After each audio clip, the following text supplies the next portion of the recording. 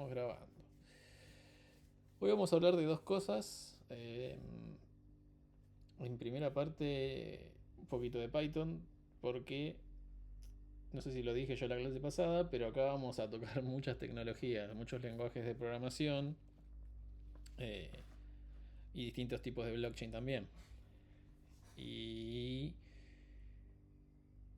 para interactuar con la blockchain, en algunos casos, a nivel de desarrollo estamos hablando, a veces usar Python es bastante, facilita mucho, digamos. ¿Sí? Entonces lo que vamos a ver ahora son que Python y conceptos básicos del lenguaje para saber cómo usarlo. ¿Sí? Seguramente muchos de ustedes ya lo conocen y ya lo usan. eh, y algunos calculo que no, pero igual es bastante sencillo de aprender. Entonces, ¿qué es lo que vamos a ver de Python? Vamos a ver, obviamente, la instalación, entre comillas, sino que les voy a dejar un link que es bastante sencillo cómo instalar y cómo manejarnos con Python. Sintaxis básica, estructura de control, funciones y módulos y conceptos base de programación orientada a objetos. Lo que voy a estar comentando de Python no es de las últimas versiones, porque ahora cambió bastante Python, ¿sí? Sino algo genérico y fácil como para poder hacer alguna integración, sobre todo ahora con Ethereum, que es lo próximo que vamos a ver luego de Python, ¿sí? Que es la siguiente blockchain. Recuerden que la clase pasada vimos la blockchain de Bitcoin. Bueno, hoy la idea es empezar a conocer un poco la blockchain de Ethereum y la clase que viene seguramente Solidity, que es el lenguaje con que se programa los smart contracts en las EVMs, ¿sí? Entonces, volviendo acá, bueno, ya creo que no hace falta que hable mucho de Python, creo que hasta quien no sabe qué es Python lo ha escuchado, somos todos de la facultad y se ha escuchado o han tocado o han visto que algún compañero ha estado involucrado con Python de alguna manera. Es un lenguaje muy conocido, ¿sí? Es de alto nivel, interpretado, no es compilado, sino que es interpretado, de propósito general, que se caracteriza por su sintaxis sencilla y legible, es muy análogo, vamos a decirlo así, a lo que sería JavaScript. Lo que, bueno, esto facilita obviamente que sea fácil de aprender y fácil de usar. Bueno, fue creado por Guido van Rossum, lanzado por primera vez en 1991 y se utilizan una amplia variedad de aplicaciones como desarrollo web, análisis de datos, inteligencia artificial, automatización de tareas y nosotros lo vamos a usar para interactuar con smart contracts, ¿sí? Su amplia comunidad y una gran cantidad de bibliotecas disponibles hacen que sea uno de los lenguajes de programación más populares y poderosos en la actualidad. De hecho, sí, es el más popular actualmente. Si no me equivoco, está en el puesto 1 o puesto 2 con JavaScript. Eh, para instalarlo, obviamente vamos a utilizar la página oficial de Python, ¿sí? Para instalar en Windows, que espero no haya muchos, van a tener que descargar el .exe y hacer todo. Para instalarlo, si tienen Mac o tienen Linux, ya por defecto tienen Python, ¿sí? Así que no haría falta instalar nada. Después, Python tiene a pip, que es como un manejador de paquetes, ¿sí? Para poder instalar las libs de terceros que nosotros vamos a utilizar, porque vamos a utilizar para poder comunicarnos con la blockchain, ¿sí? Eh, Bueno, es lo que dice ahí, ¿no? Dice, pides la administrador de paquete de Python que te permite instalar y gestionar bibliotecas y paquetes adicionales que no están incluidos por defecto en Python. Vuelvo a lo mismo. Muestro cómo es para instalar en Windows, porque es lo más complejo, vamos a decirlo así. Y no muestro cómo se instala en Linux y demás, pero pueden hacer apt-get, si tienen Linux, apt-get install pip3 y se lo van a instalar. Es bastante sencillo. Y bueno, si tienen Mac, creo que es brew install pip3, perdón, y lo instala. Es bastante sencillo por línea de comandos. Y ahora vamos a ver la sintaxis básica del lenguaje. ¿Sí? Ahí todos ven bien, ¿no? Lo que estoy mostrando. Sí, sí. Bien. Sí, se ve. Declaración de variables. No hace falta declarar el tipo. Simplemente se declaran cuando se usan. y son dinámicamente tipadas. No me quiero meter en conceptos ni nada por el estilo, pero quiere decir esto que yo defino una variable, bueno, el nombre de la variable dice string, es igual a Ana, y lo tengo que poner entre comillas dobles, o puedo ponerlo en comillas simples también. Un entero igual el valor entero, un flotante de esa manera, un booleano de esa manera, una lista, ¿sí? La pongo entre corchetes. Esto es como un arreglo, pero es dinámico. Digo, entiendo para compararlo con otros lenguajes si conocen otro lenguaje. Una tupla, simplemente los valores separados por coma. Y tanto las listas como las tuplas, los elementos que contienen pueden ser de distinto tipo, ¿sí? Y como yo dije, dinámicamente tipado, cosa que conceptualmente, digamos, yo la variable string que le asigné, que es igual a Ana, más adelante, siguiendo la secuencialidad de ejecución del código, podría redefinir a string diciendo string igual y le pongo un valor numérico y eso sigue andando. Python lo permite hacer. ¿Está bien? Otros lenguajes, estamos violando algo y no se puede hacer. ¿Sí? Em, Operadores aritméticos, los que todos ya conocemos. ¿Sí? Más, menos, dividir. Es lo mismo de todos los lenguajes, eso no cambia nada. Operadores de comparación, mayor, menor igual, lo mismo que en todo lenguaje. Las operaciones con listas, acá les dije que yo podía crear una lista, las listas podían soportar manejos de elementos de distinto tipo. Bueno, acá tenemos 1, 2, 3, 4 tipos diferentes. Accedo por el índice con la lista. Puedo acceder al último elemento de la lista pasándole entre corchetes el -1. Y puedo reasignar, obviamente sobreescribir un elemento de la posición de la lista con esta sintaxis que vemos acá, ¿no? Y bueno, y usamos el print para ver qué es lo que hay en la lista. Para agregar a la lista usamos la operación .append y esto agrega al final de la lista. O puedo insertar un elemento en una posición específica. O puedo remover el elemento que cumpla que tenga este valor que estoy pasando, ¿sí? Voy un poquito más rápido porque es bastante sencillo, entiendo, ¿no? Entiendo que es bastante sencillo lo que estoy explicando, ¿no?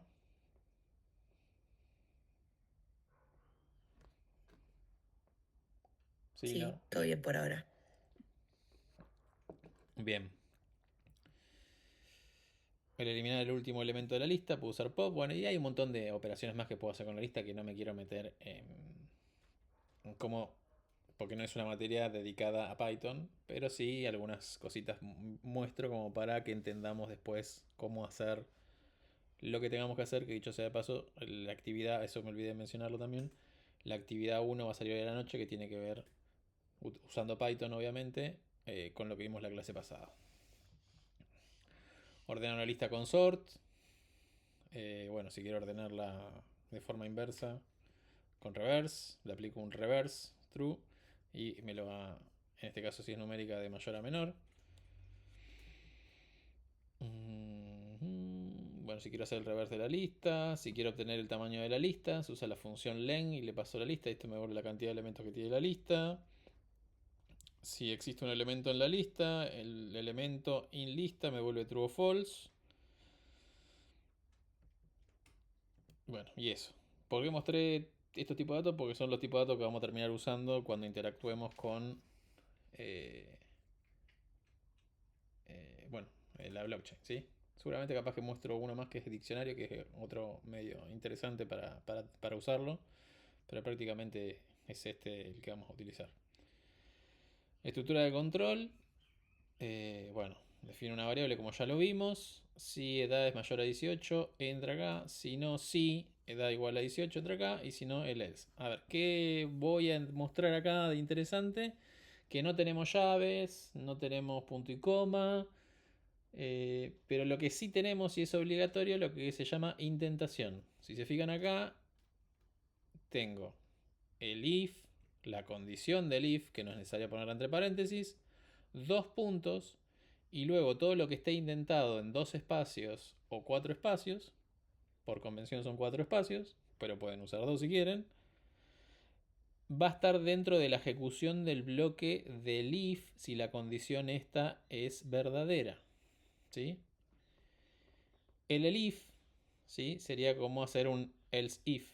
Nada más que en vez de hacer un else y adentro un if, lo, lo maneja así Python. Si uno hace un elif, se valida la que sea verdadera en caso de que no entró obviamente a la primera, ¿no? Si esto es falso, va a chequear el elif. Si esto es verdadero, va a ejecutarse lo que esté dentro del bloque de código indentado de los dos puntos, ¿sí? Lo que esté por fuera de ese bloque no se va a ejecutar como dentro del bloque de código, ¿está bien? Del elif. Y si no entra el elif, se ejecuta sí o sí el else y se va a ejecutar lo que esté dentro del bloque del bloque del else, ¿sí? Luego de los dos puntos, recuerden que podemos dejar 2 o 4 espacios de indentación. Obviamente yo les muestro el caso este. Pueden poner todos los elif que quieran. No es obligatorio poner el else, ¿sí?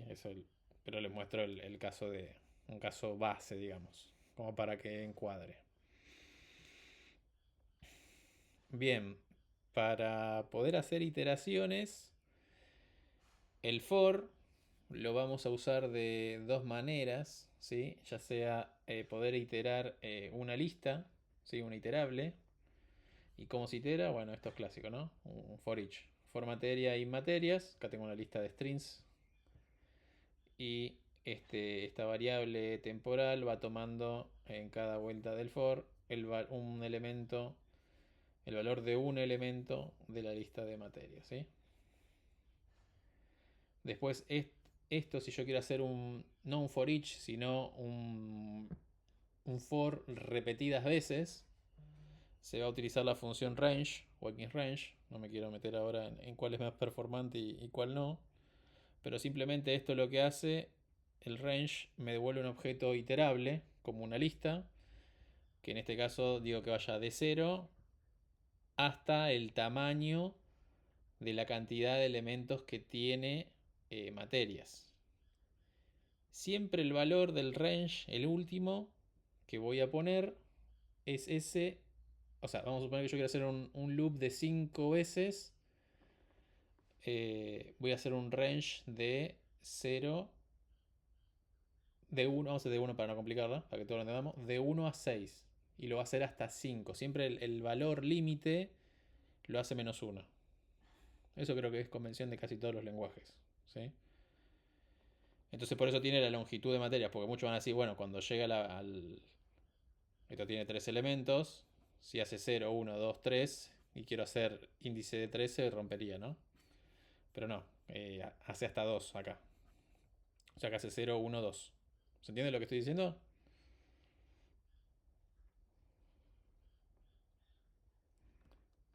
Sí. Bien. Entonces, si quiero hacer iterar sobre una lista o un diccionario, que creo que está, más adelante lo vamos a ver qué es.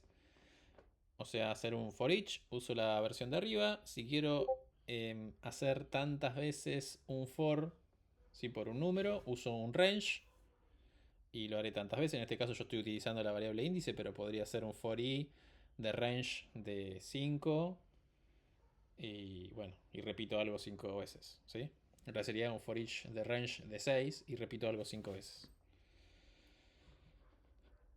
Bien, el while es lo mismo que el if, en el sentido de que tengo que usar los dos puntos y tengo que usar la indentación, y lo que esté dentro de la indentación va a ser lo que se ejecute como bloque del while, ¿sí? Y acá es lo mismo, ¿no? Tengo while, mientras esta condición sea verdadera, se va a ejecutar todo lo que esté dentro del while. ¿Está bien? No hay mucho más que eso. Obviamente, esto es el clásico de programación, tengo que hacer una condición que en algún momento se corte, salvo que esté haciendo un while true, un while forever adrede, porque, no sé, estoy probando un juego, por ejemplo. Sí. ¿Hasta acá estamos con eso?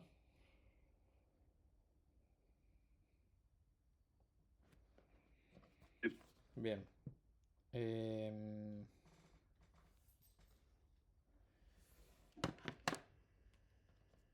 Después, ¿cómo definimos funciones en Python? Bueno, con la palabra clave def, ¿sí? Nombre de la función.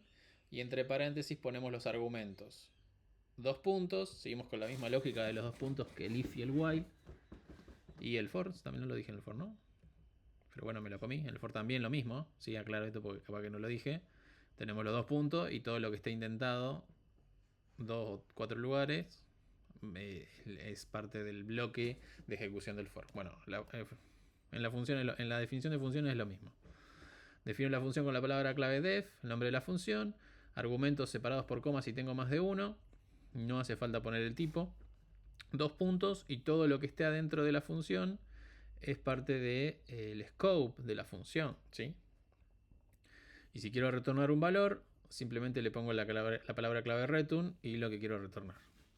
¿Cómo la uso? Bueno, llamo a la función, paréntesis, le paso el argumento y en este caso retorna hola Ana, ¿sí? Y hace la impresión con el print, que también es una función.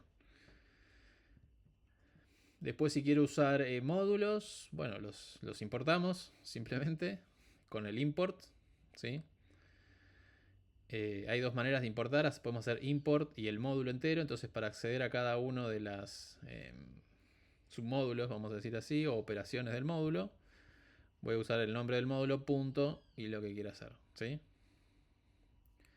O la otra forma de hacer la importación, si yo lo quiero importar algo específico para que no sea tan pesado mi ejecutable, vamos a decirle, utilizo la palabra clave from del módulo que quiero e importo específicamente algo. Acá podría cambiar esto, hacerlo from mat import sqrt y tendría disponible la función de raíz cuadrada para usarlo sin tener que hacer el mat.sqrt, ¿sí?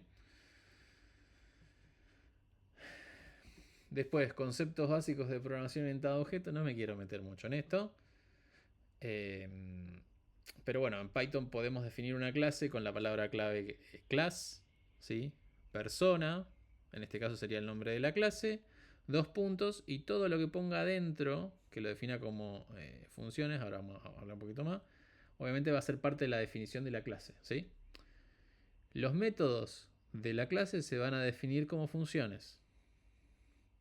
El primer argumento, si tiene self, eso quiere decir que es un ¿qué?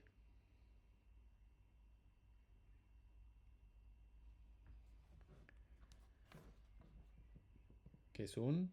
¿Qué les parece que puede ser?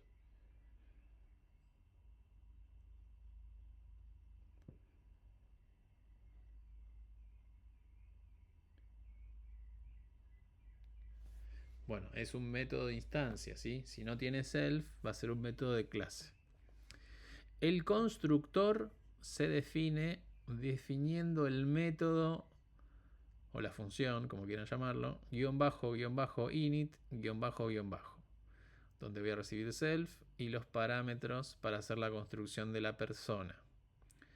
Si quiero definir un método privado, lo tengo que definir que empiece con guión bajo, ¿sí? ¿Y cómo se usa el constructor? Como yo definí un init que va a recibir un nombre y una persona, simplemente hago el nombre de la clase, pongo paréntesis y los valores que quiero que tenga. ¿Sí? Obviamente el orden es importante, tanto nombre como persona, ¿sí? No necesito la palabra clave new ni nada por el estilo. Simplemente haciendo esto yo ya creo una persona. ¿Cómo accedo a los métodos de la persona? Hago punto, nombre del método de instancia. Y fíjense acá que si quiero usar un método privado, una función privada de la persona, si hago esto me arroja una excepción, porque Python tiene manejo de excepciones. Sí, fíjense, me arrojaría la excepción attribute error, ¿sí? ¿Hasta acá estamos? Eso fue una intro súper rápida de Python que les va a servir para hacer la actividad 1.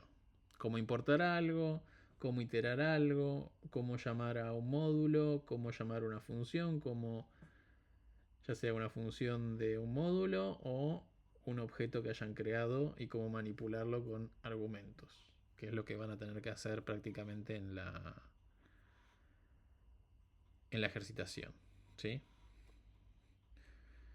Yo les comento, la caracterización lo que van a tener que hacer es, igual se las voy a subir obviamente, generar una address de Bitcoin, con Python obviamente. Esa address pedir en faucet de Bitcoin, algo de Bitcoin de la testnet. Y van a tener que armar un envío de esa address a otra address que generen con Python y chequear que el balance haya cambiado. Chequear me refiero a, bueno, pueden hacer un print, sí. Bien, ahora cambiamos totalmente de tema, que es el siguiente tema, que es el de Ethereum, que es la siguiente blockchain que vamos a empezar a ver, ¿sí? Porque arrancamos hoy y la clase que viene continuamos con Ethereum. Bueno, ¿qué vamos a ver de Ethereum? Vamos a ver, bueno, qué es Ethereum obviamente, algoritmo de hash que utiliza, ya, si volvieron a ver el video, cosa que hubiese estado bueno, ya esto vamos a entender, ya estamos hablando el mismo idioma, es decir, cuando yo digo que algoritmo de hash se utiliza, ¿para qué servía el algoritmo de hash?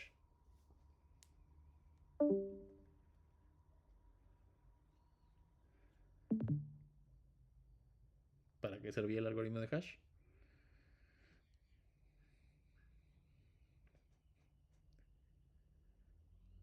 Bueno, va a ser una pregunta del cuestionario porque nadie la quiere responder. Vamos a ver qué curva elíptica utiliza y el algoritmo de consenso, que también lo estuvimos viendo en Bitcoin. El algoritmo de consenso de Bitcoin, recuerdan cuál era, ¿no? Que era el prueba de trabajo. Y la definición de smart contract, porque Ethereum nos trae esa nueva innovación, vamos a decirlo así, para que se entienda, con respecto a la blockchain de Bitcoin. Entonces, la blockchain de Ethereum, perdón, nace en el 2013, ¿sí? Y ahí está el white paper también, si lo quieren ir a ver, de toda la definición de la parte técnica. Y su primera implementación fue en el 2015. Las características técnicas que tenemos es, bueno, que usamos el KiCac 256 como función de hashing, ¿sí? Que también se puede llegar a denominar como Preya 3. O sea, recuerden que en Bitcoin, ¿qué usábamos como función de hash? ¿Se acuerdan? ¿Era SHA 256? Claro, ya ¿O esa es la otra cosa? 256. Claro, ya 256, o sea, exacto. Bien, acá usa otro algoritmo de hasheo, ¿sí? Y también tenemos el manejo de clave pública y clave privada, igual que Bitcoin, ¿sí? Eso es idéntico, clave pública y clave privada.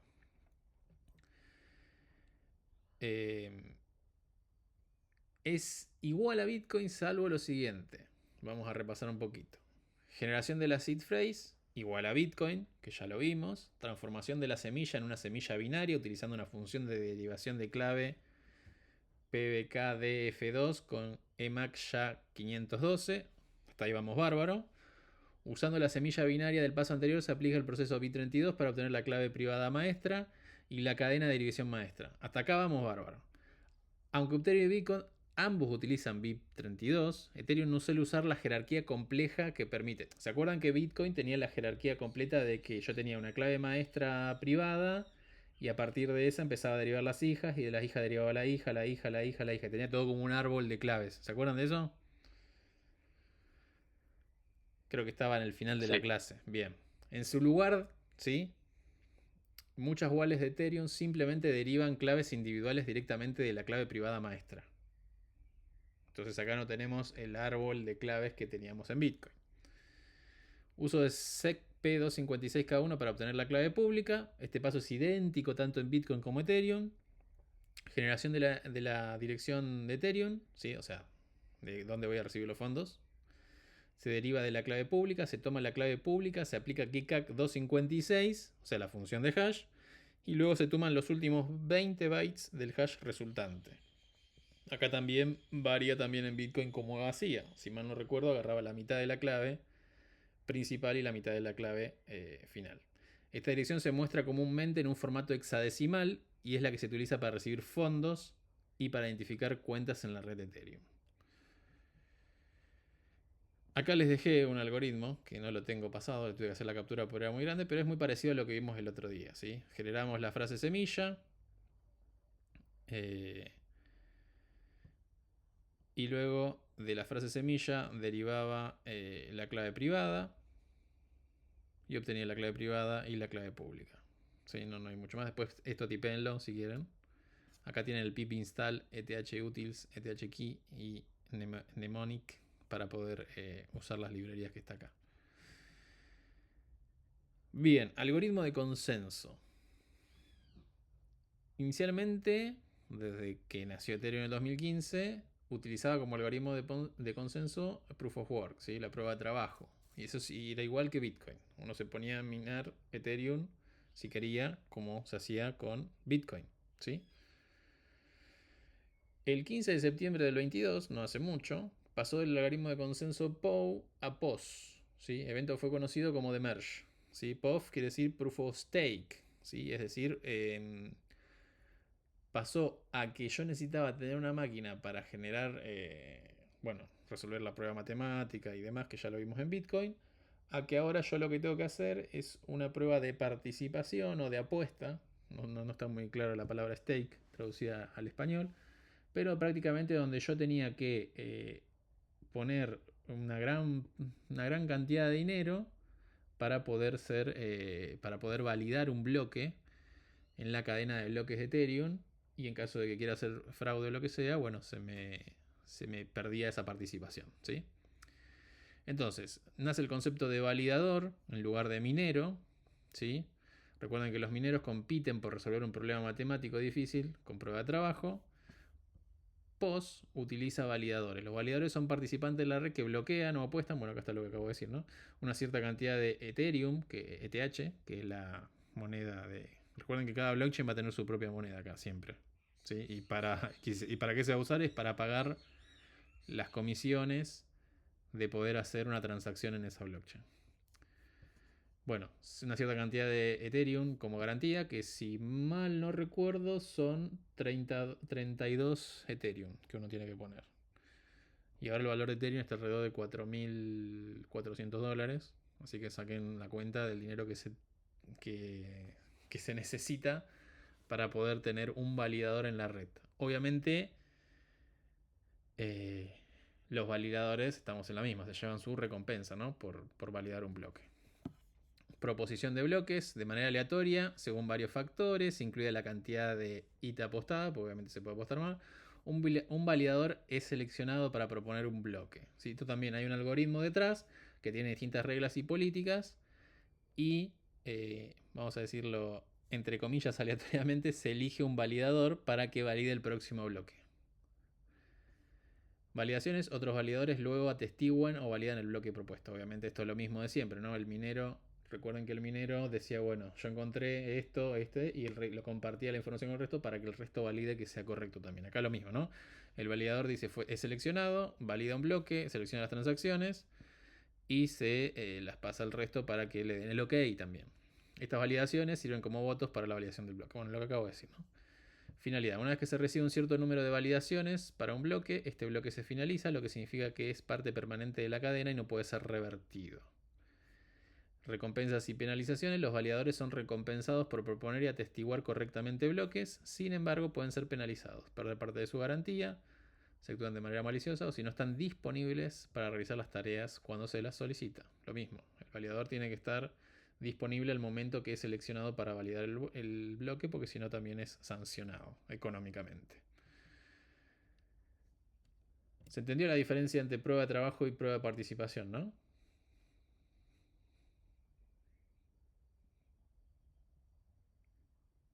Sí. Bien.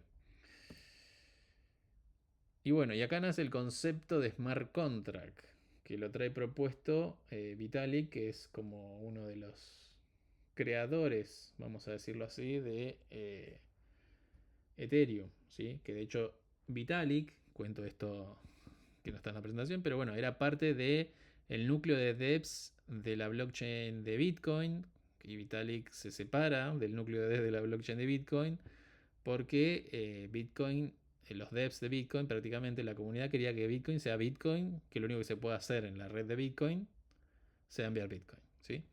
Vitalik lo que estaba proponiendo era, bueno, aparte de tener la utilidad esta de transferencia, ¿por qué no tener programas ejecutables dentro de la blockchain para que se puedan hacer otro tipo de transacciones que no sean simplemente transferir la moneda de la blockchain de una cuenta a otra cuenta.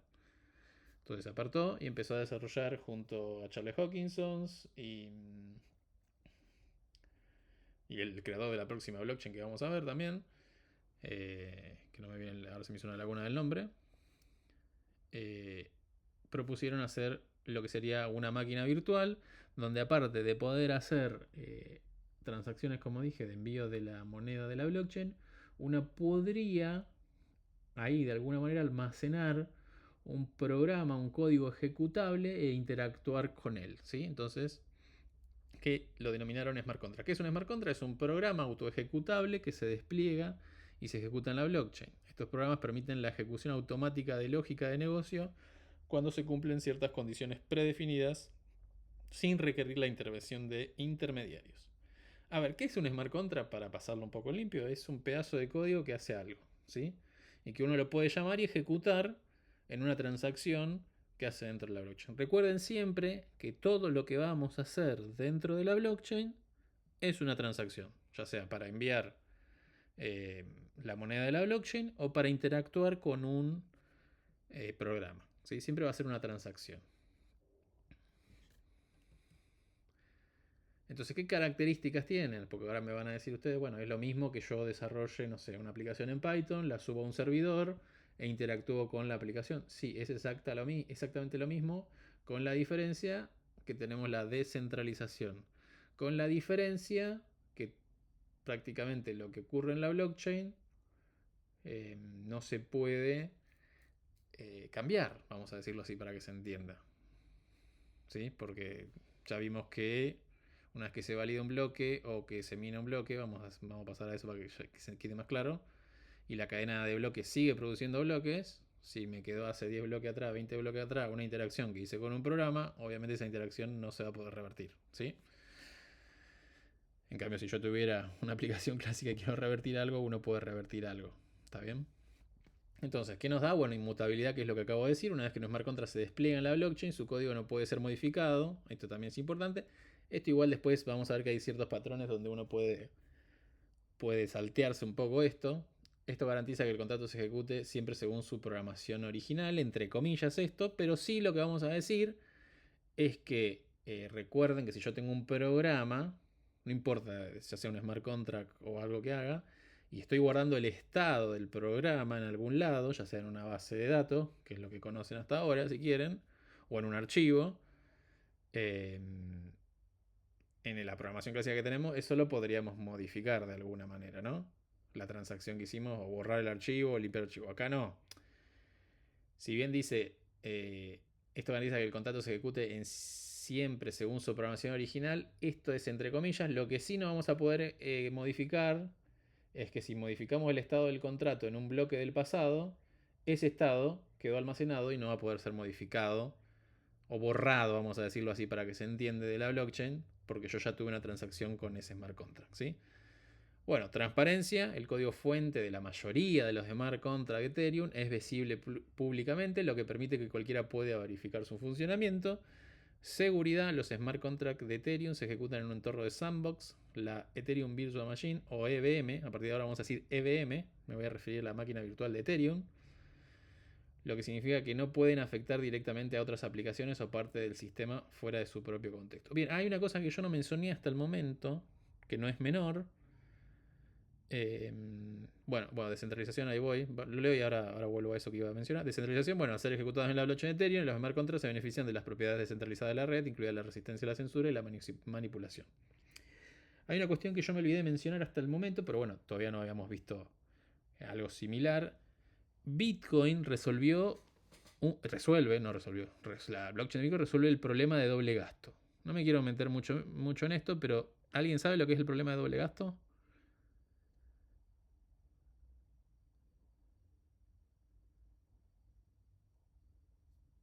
¿No? ¿Alguien me diga que no, que sí, aunque sea? No, yo no tengo ni idea. Bien, el problema de doble gasto es, lo voy a explicar brevemente lo voy a explicar con un ejemplo para que se entienda el problema. Si ustedes están haciendo una aplicación, ¿sí? Que tienen que enviar dinero de un lugar A a un lugar B, sea, tienen que hacer una transferencia y ustedes la tienen que hacer, programar esa transferencia, tienen que tener mucho cuidado. ¿Por qué tienen que tener mucho cuidado cuando mueven dinero? Porque al momento de estar leyendo el saldo de la cuenta A que uno quiere transferir a la cuenta B, si se hace de manera concurrente, podría estar leyendo más de una vez que tengo saldo y enviar más de una vez algo que no debería enviar. ¿Se entiende lo que quiero decir? Si yo tengo 10 pesos para transferir a mi primo, y si no estoy leyendo bien de la base de datos, es decir, de manera atómica, y ejecuto el proceso concurrentemente, podría estar enviándole más de 10 pesos a mi primo. ¿Se entiende? ¿El problema? Sí. Sí. Bien, la blockchain de Bitcoin resuelve eso. ¿Por qué? Porque todas las transacciones en la blockchain, incluso en todas las blockchains que vamos a ver, son atómicas. No hay concurrencia. ¿Sí? Hay una propuesta ahora de IBM próximamente, pero todavía está en verde eso. De hacer sharding y poder hacer cosas en paralelo. Pero todas las operaciones que vamos a hacer dentro de la blockchain son atómicas. Entonces no tenemos que preocuparnos por eso, por ejemplo. ¿Sí? Entonces Bitcoin resolvió el problema de doble gasto, que es esto que acabo de comentar.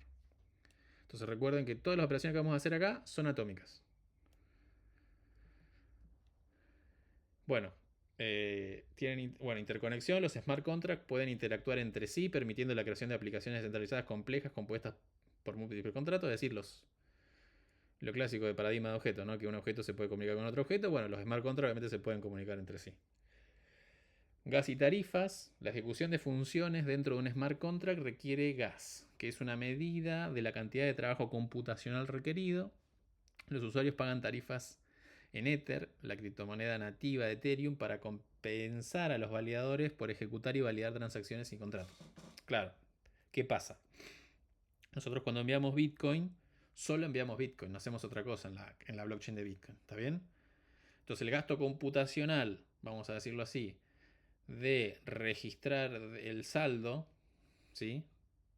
Siempre es el mismo. No tiene un gasto exorbitante. Ahora, cuando estamos metiendo un programa en una blockchain y no es lo mismo que una función haga algo sencillo a que haga cálculos complejos. Los cálculos complejos implicarían que la máquina va a tener que hacer mayor procesamiento, ¿sí?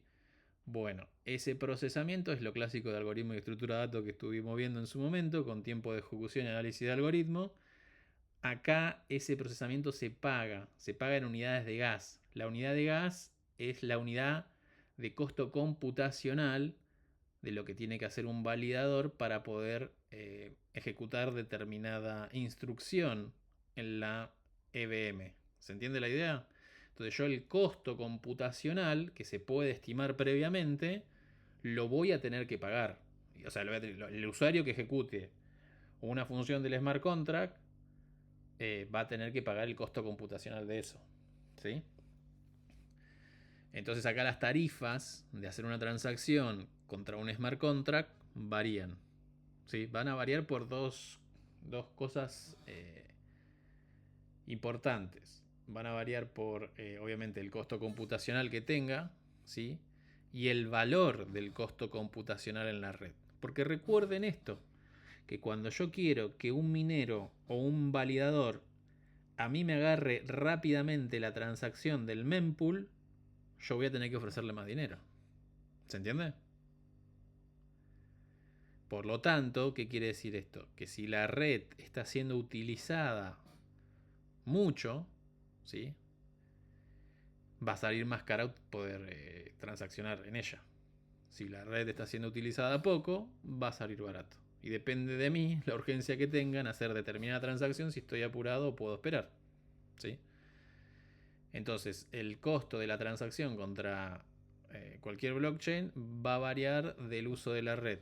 El costo de transacción contra un smart contract va a variar del gas, de la unidad, o sea, de la cantidad de unidades computacionales que consuma ejecutar una función de un smart contract, y del qué tanto está siendo usada la red en ese momento que voy a ejecutar la transacción. ¿Se entendió eso?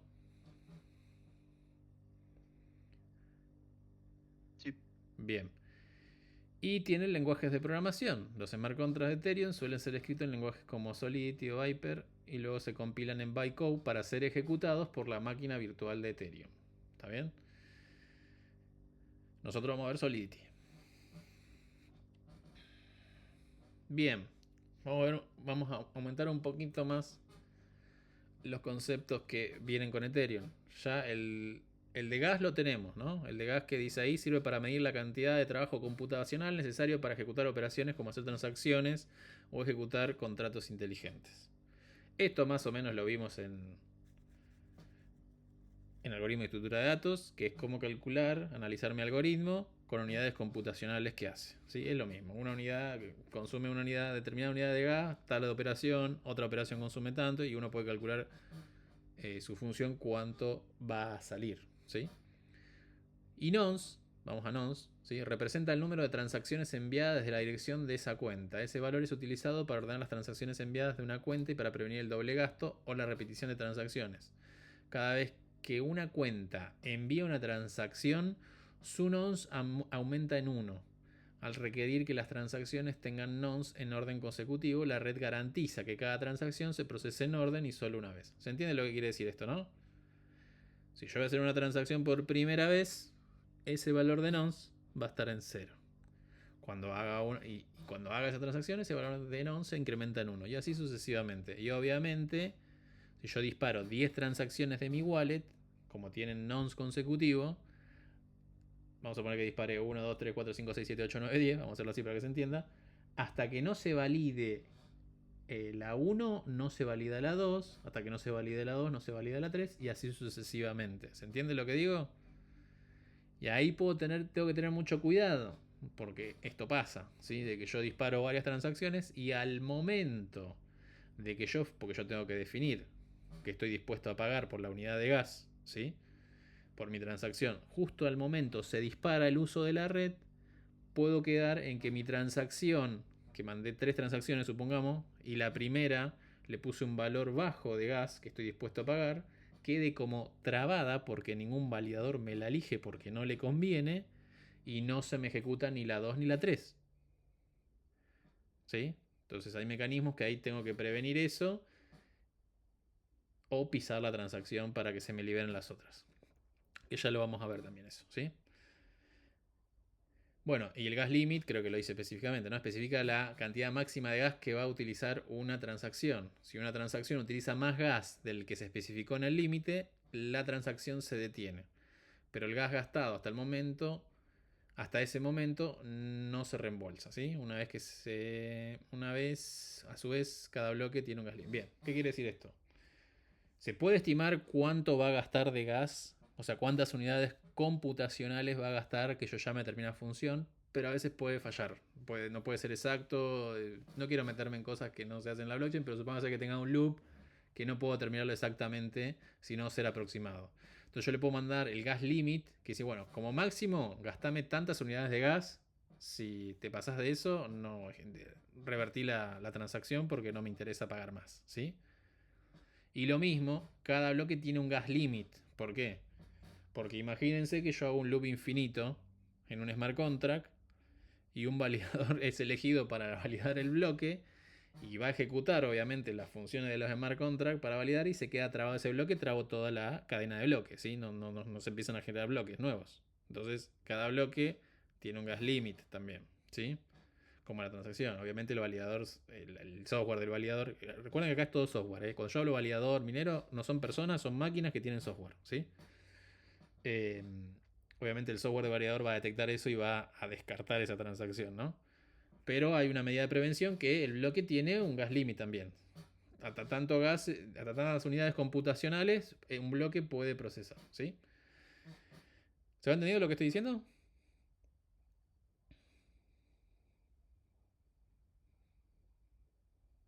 Sí, se Bien. entendió. Y después tenemos Wei, que es la unidad más pequeña de Ether en Ethereum. Perdón, Sí, una pregunta. No me queda muy clara la diferencia entre el gas limit que tiene un bloque sí. y una transacción. Es como que el bloque, ¿quién decide en el bloque No, eso ya ese está. máximo? No, eso ya está decidido así, fijado por la regla, digamos, ¿se entiende? No lo recuerdo ahora Ah, exactamente está cuál es el bien. valor, claro, pero el Porque bloque puede, entiendo claro, que la transacción lo puede decidir uno, como diciendo, bueno, claro, la esta transacción, no, transacción mía también no estoy igual, dispuesto a pagar más de claro, X, pero el bloque no puede saber a priori el gas limit de cada transacción que le llegue. Entonces ahí, no, tenés dos medidas acá. Una a nivel usuario que vas a ajá, usar, vos decís, bueno, yo como máximo quiero gastar tantas unidades de cómputo, si se pasa no quiero gastar más, ¿sí? Porque no quiero gastar más bien, bueno, en gasto de la transacción. Estoy dispuesto a pagar eso como máximo. Como límite de cantidad de unidades computacionales. Recordemos que gas es una unidad computacional. Después, como medida de prevención de la blockchain, para que no pasa esto que acabo de decir, de que se quede trabada en un bloque porque quedó un loop, porque alguien tiró un ataque porque quiere voltear la blockchain, vamos a decirlo así para que se entienda, el bloque tiene configurado un gas limit. Si ese bloque quiere pasar ese límite, no se puede. ¿Sí? Es decir, si un validador quiere decir quiero seguir procesando, no va a poder porque tiene el bloque tiene su límite de unidades computacionales que puede hacer. ¿Por qué? Porque esto garantiza que se siga creando bloques en la blockchain. Se entiende cada cierto tiempo. Prácticamente bien. eso. Uno es la configuración como máximo que puede procesar y otro es como usuario lo máximo que está dispuesto a gastar. ¿Sí? Ah, está bien esa diferencia de la que se me complicaba. Ahora me queda más claro, gracias. Bien.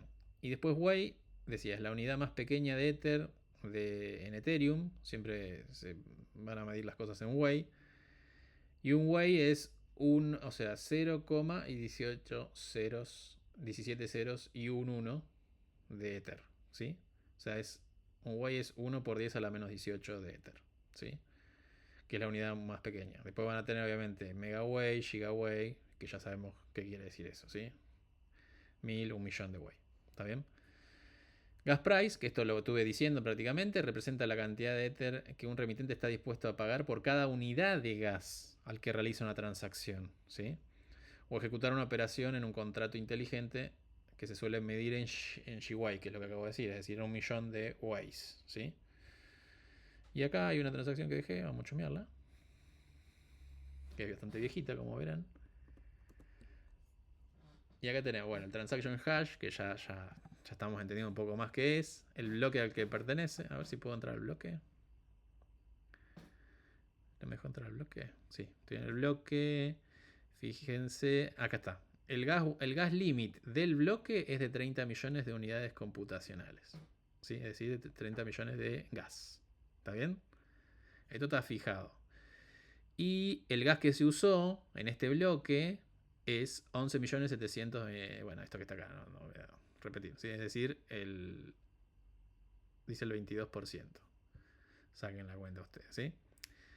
Después, después esto no entremos mucho más detalle, pero bueno, este es el bloque. Este es el bloque, aclaro. Y después volviendo a la transacción, esta es la transacción. Acá está el bloque, dijimos. Tiene desde quién la hizo. Fíjense que arranca con 0x, ¿sí? Y está en hexa, como explicaba recién la presentación. Va contra este de acá. Lo que hizo fue enviarle valor. El transaction fee, lo que pagó fue esto. El gas price, ¿sí? El precio de la unidad de procesamiento computacional la puso en 12.67 y todos esos números. Y usó 21.000 unidades de gas, ¿sí? ¿Por qué? Porque hizo un envío. Creo que es un envío esto, ¿no? Sí, es un envío. ¿Cómo sé que es un envío? Porque, bueno, tiene un value acá, ¿no? Generalmente los envíos tienen value. Si es contra un smart contract, que ya vamos a ver, esto está en 0 generalmente, porque no se envía un smart contract Ethereum, sino que se interactúa contra el smart contract.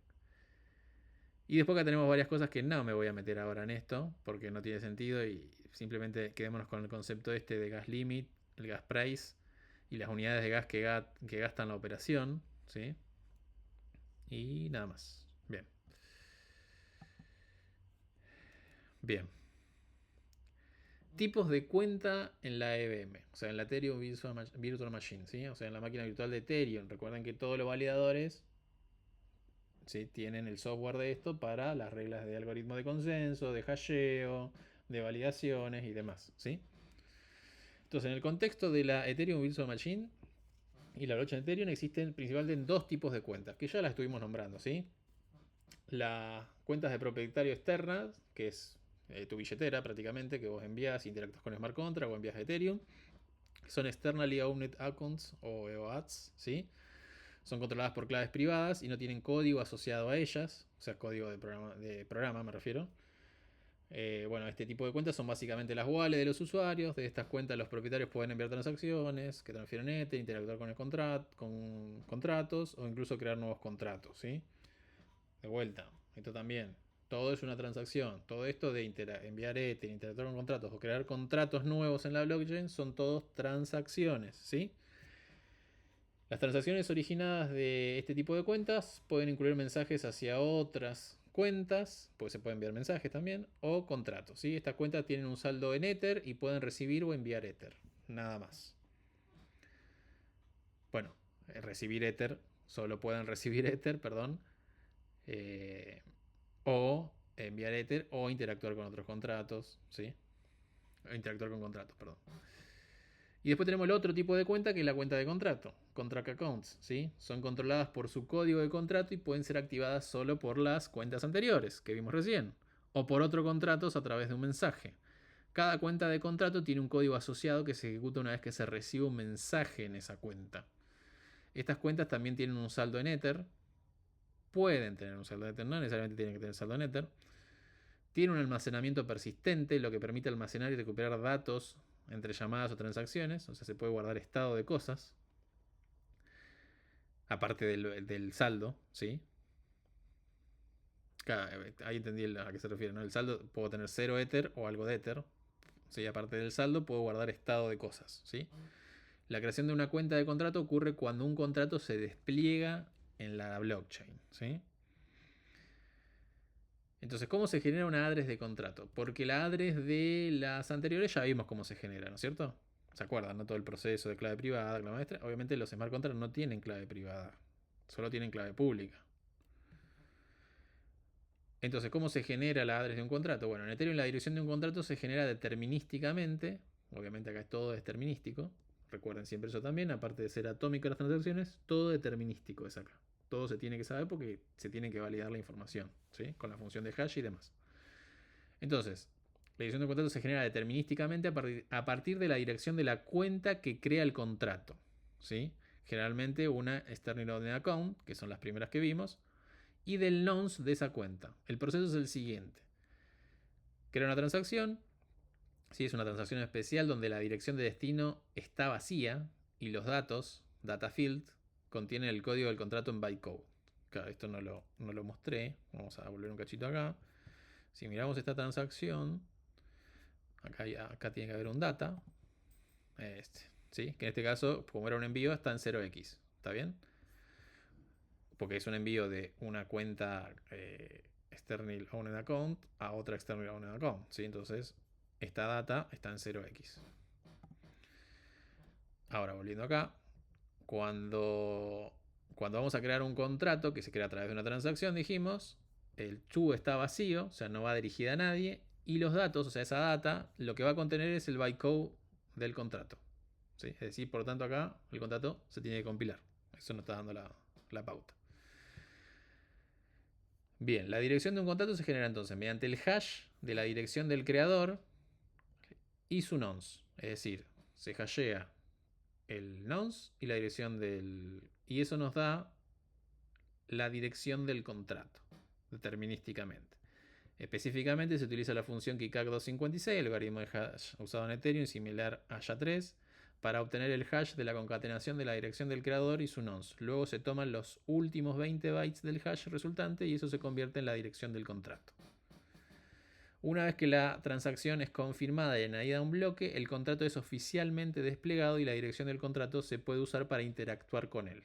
Es decir, que la dirección del contrato nos sirve para hacer referencia al contrato y poder interactuar con él con las funciones que hayamos definido en el contrato. Y acá tengo una simulación de cómo generar un... Creo que esto es lo que tengo acá. Sí, vamos a pegarlo. Bien. Acá tengo una función que recibe un address y un nonce. convierte las dos cosas en bytes, ¿sí? Y hace el kickack de eso, se queda con los últimos 20 bytes y lo convierte en hexadecimal y retorna el address del contrato. Y acá simulo el uso, ¿no? Acá tengo una address de Ethereum cualquiera, le pongo un nonce, que sería el nonce. ¿Recuerden lo que era el nonce, no? Es el número que me indica la transacción secuencial que voy a efectuar con esta address, ¿sí? Y bueno, luego llamo a eso, ¿no? Entonces hago Python C2 y la address de ese contrato, teniendo en cuenta esta pública y este nonce de esa pública, que va a ser el nonce este está relacionado con la transacción que voy a hacer próximamente, la address del contrato sería esta, ¿sí? Bien. ¿Por qué es importante saber eso? Y no está de más saber cómo se genera el address de un contrato por si uno después quiere... porque después vamos a ver que hay blockchain por todos lados, ¿sí? Cuando uno después quiere decir que quiere tener el contrato que hace cierta lógica en esta EVM y también tenerlo en otra EVM y generar la misma address de contrato para no confundir a los usuarios, a los desarrolladores o lo que sea que lo vayan a usar, bueno, ya saben cómo se puede generar la address de contrato, ¿sí? Se me quedó trabado. Y... no, terminamos acá. Bien, bueno. Pensé que íbamos a hablar un poquito más, pero bueno. ¿Alguna pregunta de algo de esto?